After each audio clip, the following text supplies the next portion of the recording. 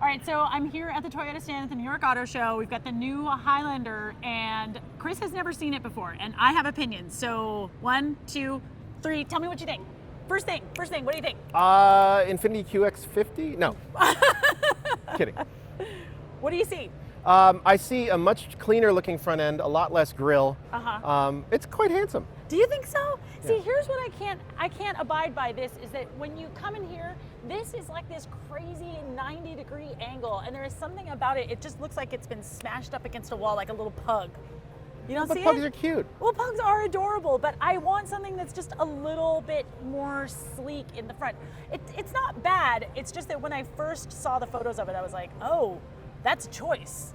And now in person, you don't feel that way? I do feel that way, but it's not as bad in person as I saw it in the photos originally. Okay. But I do want to show you what I really like about this thing visually, which is, and it might be more difficult to see on camera with these colors, is this little like swoopy design line right here. Yeah. And it goes right into the taillight. Yeah, it gives it almost a flared fender stance. It looks a little bit more planted. Yeah. It's just a nice way to bring a little bit of dimension to what is, I mean, a fairly big slab of metal, right? Yeah, well, this is a, typical 3-row crossover SUV. It's not small. No, it is not. There's room for eight people in here.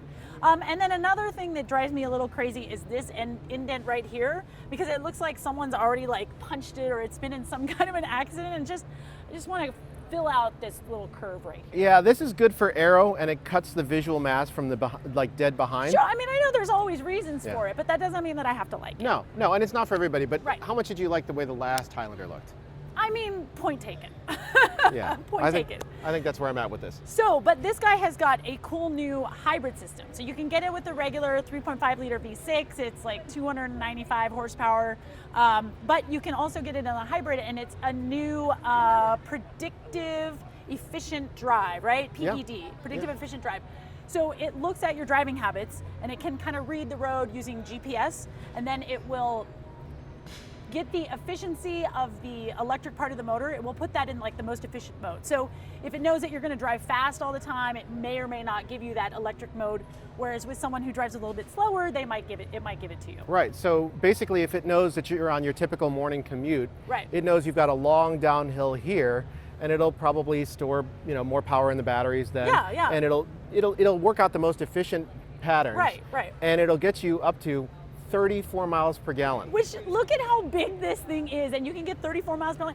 I drive a Miata, and it doesn't get 34 miles per gallon. No, it's 34 miles per gallon, and it's 17% more efficient on what was already a really quite efficient 3-row SUV. Absolutely. Yeah. And like all Toyotas, you get the Safety Sense Standard, which comes with adaptive cruise control, rear cross traffic alert, I believe, a lane keeping assist, but the blind spot monitoring and a few other little things are still going to be extra. Yeah, I think automakers are doing that a lot now, where they make blind spot warning the next package up to just kind of, get you to spend a little bit more money. Yeah, just like, oh, this is a little enticement thing. But I mean, I'm a huge fan of adaptive cruise control. So, and you can also get a Highlander now on 20-inch wheels.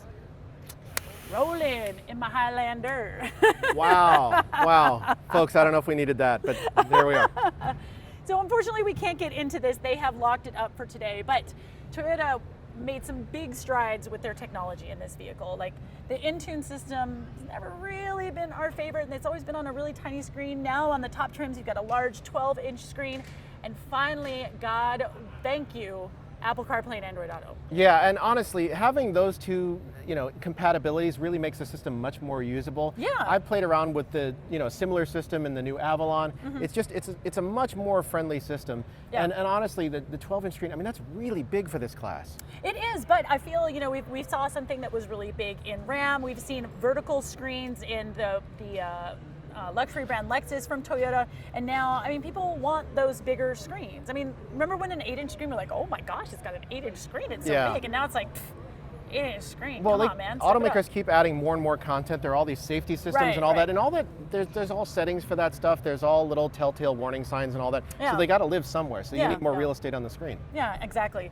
So I don't believe we have pricing for this yet. No. No, we're gonna. I mean, I'm sorry, we have like no pricing for anything, just because not because we don't want to tell you, but because the automakers haven't given it to us yet. I think she doesn't want to tell you. Yeah, mostly I just can't remember those numbers.